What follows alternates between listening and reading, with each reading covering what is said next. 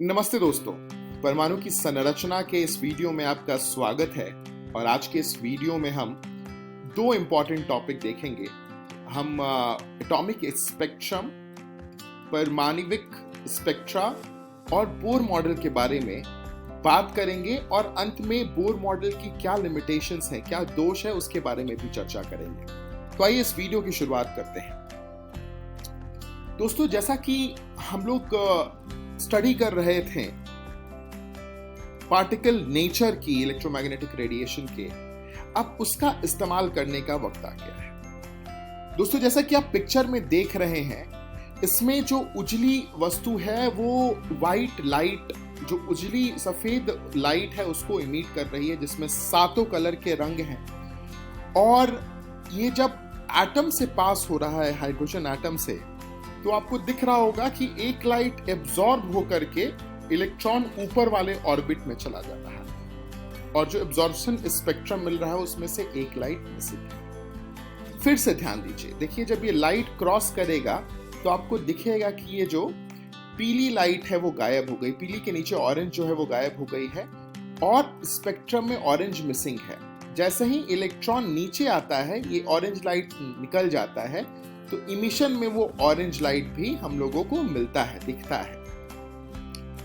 तो दरअसल जो बोर मॉडल है वो हाइड्रोजन एटम के लिए ये बहुत अच्छे से एक्सप्लेन कर पाता है, जहां ये कहता है कि जो लाइट इससे क्रॉस हो रही है, इलेक्ट्रॉन उससे एक पर्टिकुलर वेवलेंथ का लाइट को ऑब्जॉर्ब करके अपने ऑर्बिटल को चेंज कर लेता है, ऊपर चला जाता है।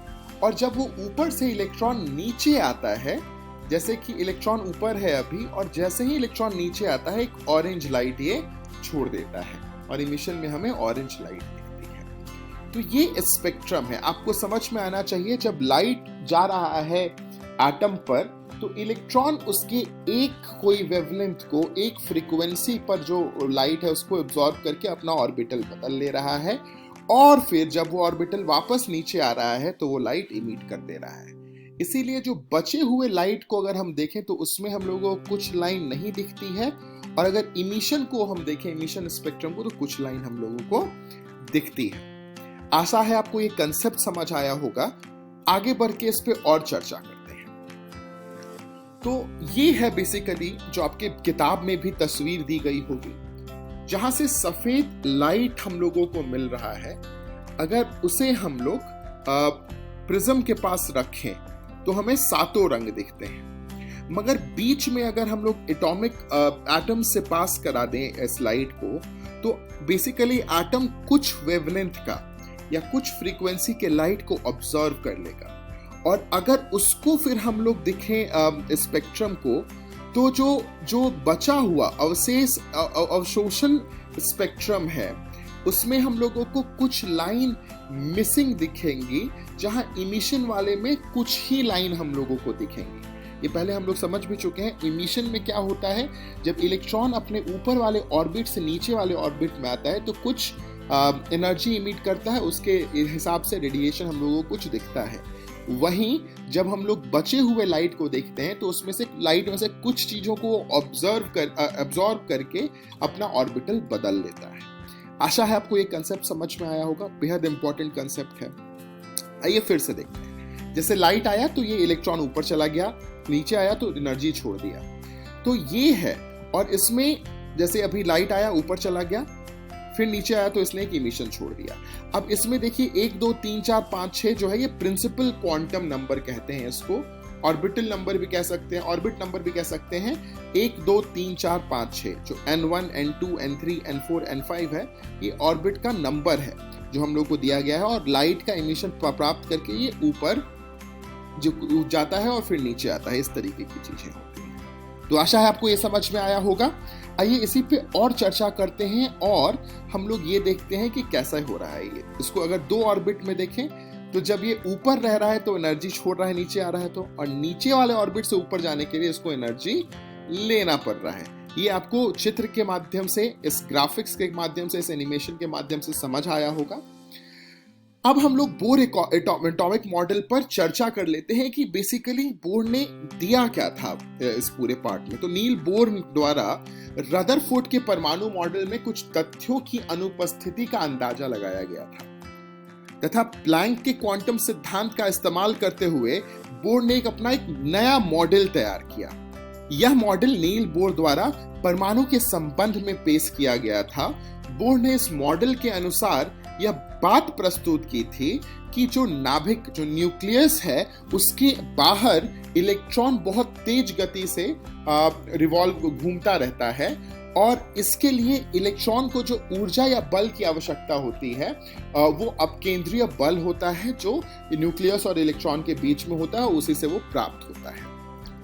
अब बोर ने अपने मॉडल में इस बात की व्याख्यान किया कि परमाणु के भीतर स्थित जो न्यूक्लियस है उसका बाहरी भाग भिन्न भिन्न स्तर पर सुशोषित होता है और जिसे इलेक्ट्रॉन वृत्ताकार गति करते हैं। इसमें बेसिकली इलेक्ट्रॉन घूमते हैं। ऑर्बिट का नाम कहा इसको, कक्षा या कक्ष कहा गया इसको, जिसको ऑर्बिट कहते हैं। उसमें इलेक्ट्रॉन बहुत तेजी से घूम रहा होता है। यह भिन्न भिन्न ऊर्जा के स्तर पे होता है। अगर N1 जैसे उसमें पिछले वाले तस्वीर में हमने देखा था कि N1, N2, N3 सबसे अंदर वाले को N1 कहा गया, उसके बाहर वाले को N2 कहा गया। प्रिंसिपल क्वांटम नंबर देखें अगर हम लोग तो 1, 2, 3 का 4, 5 का जो एनर्जी लेवल है, जो ऊर्जा स्तर है, वो सबका अलग अलग है। परमाणु में किसी कारणवश यदि ऊर्जा में परिवर्तन होता है तो इलेक्ट्रॉन अपना कक्ष बदल लेती है। तो वही अगर कोई व्हाइट लाइट का स्पेक्ट्रम, व्हाइट लाइट आता है मतलब ऊर्जा हम लोग देते हैं और तब जब ऊर्जा मिलता है इलेक्ट्रॉन को तो अपना कक्ष ऊपर या नीचे, ऊपर या उससे और भी ऊपर कर सकता है। ऊर्जा स्तरों में परिवर्तन होने लगता है। जब परमाणु के भीतर इलेक्ट्रॉन अपने एक ही कक्ष में अस्थायी रूप में गतिमान रहता है तो उसको आर्द्र अवस्था कहते हैं। ठीक है, स्टेबल कंडीशंस को कहते हैं। जब ऊर्जा स्तर में बदलाव के कारण इलेक्ट्रॉन एक कक्ष का त्याग करके दूसरे कक्ष में पहुंचता है तो उसे इलेक्ट्रॉन से उत्तेजित अवस्था में कहा जाता है। उसको उत्तेजित अवस्था में कहा जाएगा। एनर्जाइज स्टेट कहते हैं इलेक्ट्रॉन को उस पर्टिकुलर स्टेज में, जब वो अपने ऊपर वाले कक्ष में जाकर के रहता है तो। और जब ऊपर वाले कक्ष से नीचे आता है तो हमें पता है कि वो एक एनर्जी इमिट करता है ना। अब आते हैं हाइड्रोजन के मॉडल को और अच्छे से समझते हैं। देखिए, अब ये हम लोगों को बहुत अच्छे से समझ में आ गया होगा कि जब इलेक्ट्रॉन अपने स्टैटिक पोजीशन में, स्टेबल पोजीशन में रहता है तो n = 1 पे रहता है और वो चक्कर लगाए रहता है। अब अगर कोई एनर्जी इसको मिलती है, अगर कोई ऊर्जा इसको मिलती है तो इलेक्ट्रॉन 1 से 2 पे या 2 से 3 पर जा सकता है। और जब 3 से 2 पे आएगा या 2 से 1 पे आएगा या 3 से 1 पे आएगा तो वो एनर्जी छोड़ेगा। एनर्जी जब वापस अपने स्टेबल कंडीशन में आएगा तो एनर्जी रिलीज होगी। ऊपर वाले ऑर्बिट से ऊपर वाले कक्ष से नीचे वाले कक्ष में आएगा तो एनर्जी रिलीज होगी। अब इसी को हम जो बोर की मॉडल ने अलग अलग नाम दिया। जब अगर इलेक्ट्रॉन 3 में है और वहां से नीचे आ रहा है तो कुछ नाम दिया। अगर इलेक्ट्रॉन 4 नंबर के गति से फिर वापस 1 पर आ रहा है तो उसका कुछ नाम दिया गया। तो अलग अलग के लिए अलग अलग नाम दिया गया। अब देखिए, अगर इलेक्ट्रॉन हमारा बहुत सारे ऊपर वाले ऑर्बिटल में है और वो अगर N1 में आ रहा है, फर्स्ट ऑर्बिट में आ रहा है, तो उसको लेमन सीरीज कहा जाता है। अगर इलेक्ट्रॉन जंप करके N1 में आ रहा है तो जो सीरीज निकलती है, जो सीरीज इमिट होती है, उसको लेमन सीरीज कहा जाता है। और ये अल्ट्रावायलेट वाले पोर्शन में लाइट में रहता है, अल्ट्रावायलेट वाले सेगमेंट में रहता है। मतलब इसकी वेवलेंथ 400 नैनोमीटर से छोटी होती है। वहीं अगर इलेक्ट्रॉन अपने ऊपरी कक्ष से दूसरे नंबर कक्ष पे आता होगा तो उसको बाल्मर सीरीज कहते हैं। वैसे ही अगर सबसे 3 नंबर के ऊपर वाले कक्ष में हो और 3 नंबर में आ रहा हो तो उसे पाशन सीरीज कहते हैं। ये नाम याद रखना बेहद महत्वपूर्ण है परीक्षा के दृष्टिकोण से भी। 11वीं और 12वीं में दोनों में इसका इस्तेमाल बहुत ज्यादा होगा, 11वीं कक्षा में भी और 12वीं कक्षा में भी। तो आपको आशा है समझ आया होगा लेमन सीरीज क्या होता है, बाल्मर सीरीज क्या होता है, पाशन सीरीज क्या होता है। इसमें एक चीज बहुत जरूरी है, ये ध्यान रखना कि लेमन सीरीज में जब इलेक्ट्रॉन पहले ऑर्बिट में आता है तो वो अल्ट्रावायलेट लाइट सेगमेंट पे रहता है। जो बाल्मर में आता है ना, अगर दूसरी ऑर्बिट में आता है तो वो विजिबल सेगमेंट पर रहता है। तो रेड, ग्रीन, ब्लू, वॉलेट जैसे लाइट हम लोगों को इमिट होते दिखते हैं, ठीक है। और पाश्चियन सीरीज वाले इंफ्रारेड वाले इलेक्ट्रोमैग्नेटिक रेडिएशन होते हैं, ठीक है दोस्तों। आगे बढ़ते हैं। अब इसमें हमें यह समझना जरूरी है कि ये इंफ्रारेड, अल्ट्रावायलेट रेड और या फिर विजिबल, ये पता कैसे चला। तो अगर हम लोगों को एनर्जी के ऑर्बिटल्स पता हैं तो हम लोगों को ये पता है कि अगर इलेक्ट्रॉन 3 से 2 में आ रहा है तो कितना एनर्जी छोड़ा होगा। और अगर हमें ये पता है तो हमको आपको याद होगा प्लैंक का फॉर्मूला इस्तेमाल करके, और प्लैंक का फॉर्मूला इस्तेमाल करके आइंस्टाइन ने जो थ्योरी दी थी उसको भी यूज करके हम लोग ये निकाल सकते हैं। तो जैसे मान लीजिए कि N3 से N2 में आता है तो कितनी एनर्जी है वो हम लोग को पता है, निकली है। और फोटोन का एनर्जी कैसे निकालते हैं, h म्यू से निकालते हैं। आपको पता है कि फोटोन में कितनी एनर्जी होती है, h mu, Planck's constant h होता है। तो अगर h से भाग दे दिया जाए इस एनर्जी को तो हम लोगों को उसकी फ्रीक्वेंसी पता चल जाएगी। और अगर फ्रीक्वेंसी पता चल गई तो c अपॉन म्यू करके लैम्डा निकाल सकते हैं। और लैम्डा पता चल गया या फ्रीक्वेंसी पता चल गई तो हम बता सकते हैं कि अल्ट्रावायलेट में है या विजिबल में है या इंफ्रारेड में है ना दोस्तों। तो बहुत आसान है, इसका फॉर्मूला यही होता है कि nu equal to delta E by h. Delta E क्या होता है, E2 माइनस E1। कौन से ऑर्बिट से किस कोस में जा रहा है, ई वाला पहला ऑर्बिट और जिसमें जंप किया वो दूसरा होता है। तो E2 माइनस E1 मतलब हम लोग अगर इलेक्ट्रॉन N3 से N2 में जा रहा है तो E3 माइनस E2 करेंगे। अगर दूसरे से पहले में जा रहा है तो E2 माइनस E1 करेंगे। इस तरीके से हम लोग निकाल सकते हैं कि उसकी फ्रीक्वेंसी क्या होगी। ठीक इसी तरह क्वांटाइजेशन बोर्ड ने अपने मॉडल में प्रपोज किया था, जो बहुत ज्यादा इंपॉर्टेंट है समझना। उन्होंने ये कहा था कि जो एंगुलर मोमेंटम है इलेक्ट्रॉन का वो जो है वो इंटीग्रल फॉर्म होता है h अपॉन 2 का। h प्लैंक कांस्टेंट है। उन्होंने ये कहा था कि जो angular momentum mvr, mass of electron into velocity into radius, is equal to nh upon 2 जहां n इंटीजर होगा 1 2 3 4। तो ये जो इलेक्ट्रॉन का मोमेंटम होगा वो हमेशा nh अपॉन 2 के बराबर होगा। ये एक इंपॉर्टेंट कंक्लूजन था बोर के मॉडल का, जो बहुत ज्यादा जिसकी सराहना की गई थी और ये वैलिड भी हो रहा था हर जगह। अभी इसी मॉडल केस का इस्तेमाल करके हम ये भी निकाल पाते हैं कि हर ऑर्बिट का रेडियस क्या है। हाइड्रोजन के केस में ये होता है n square into a0 constant होता है जो 52.9 picometre 10 to the power -12 picometre के बराबर होता है। Rn इक्वल टू जो रेडियस होता है किसी भी ऑर्बिटल का वो n स्क्वायर a0 होता है। ये सारे फॉर्मूलाज आप प्लीज नोट करते जाइएगा और उसको दोहराते जाइएगा, याद रखना बेहद जरूरी है, इस पर प्रश्न आ सकते हैं।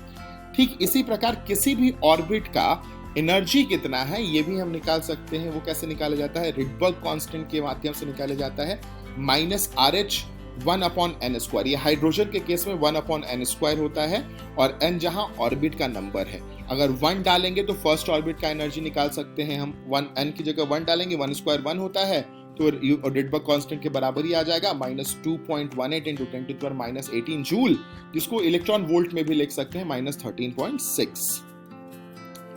अब इसी तरह अगर किसी दूसरे एटम का निकालना है, हाइड्रोजन नहीं किसी और का, तो उसके लिए एनर्जी ऑफ ऑर्बिटल क्या होता है, -2 Rydberg constant -2.18 into 10 to the power -18 z square upon n square. वहां 1 अपॉन n स्क्वायर इसलिए था क्योंकि एटॉमिक नंबर हाइड्रोजन का 1 होता है तो z की जगह 1 डाल दिया गया था। यहाँ किसी दूसरे एटम के लिए भी हम निकाल सकते हैं z square upon n square से।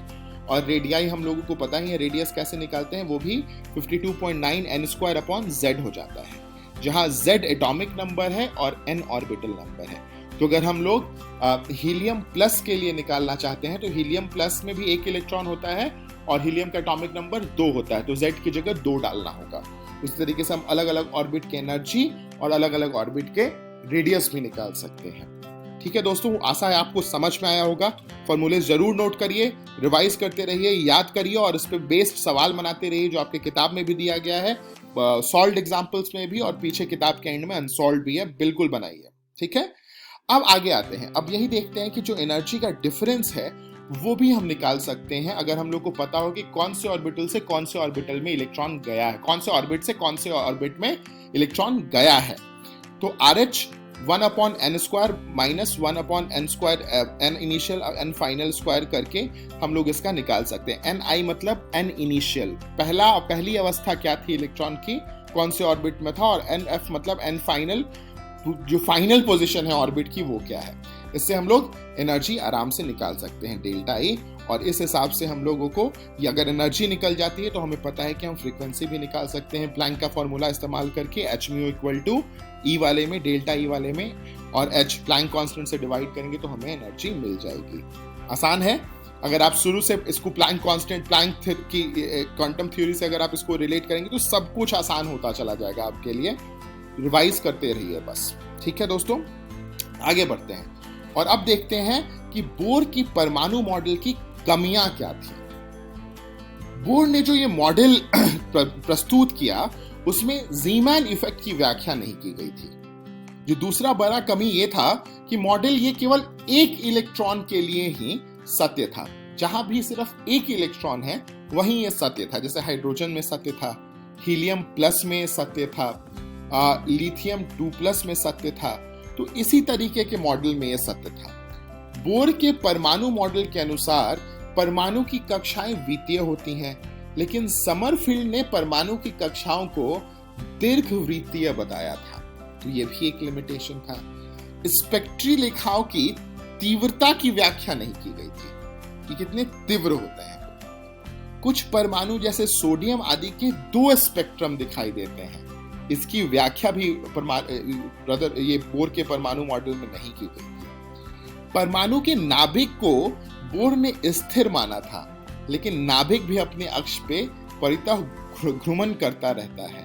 इसके बारे में भी कोई व्याख्या नहीं थी। तो बोर ने एक ऐसा मॉडल दिया था जो रदरफोर्ड मॉडल से बहुत अच्छा था, मगर इसमें भी दोष था, और ये दोष हैं। इसको याद जरूर रखिएगा, समझने की कोशिश करिएगा, और फिर यहां जाकर के हमारा पूरा Bohr model structure of atom का खत्म होता है। और आप देखते हैं कि हमने आज क्या पढ़ा। आज हमने एटॉमिक स्पेक्ट्रम पढ़ा, आज हमने बोर मॉडल की चर्चा की। धन्यवाद दोस्तों। आशा है आप नोट्स लेकर के अच्छे से पढ़ाई करते रहेंगे और सवालों को बनाएंगे। धन्यवाद।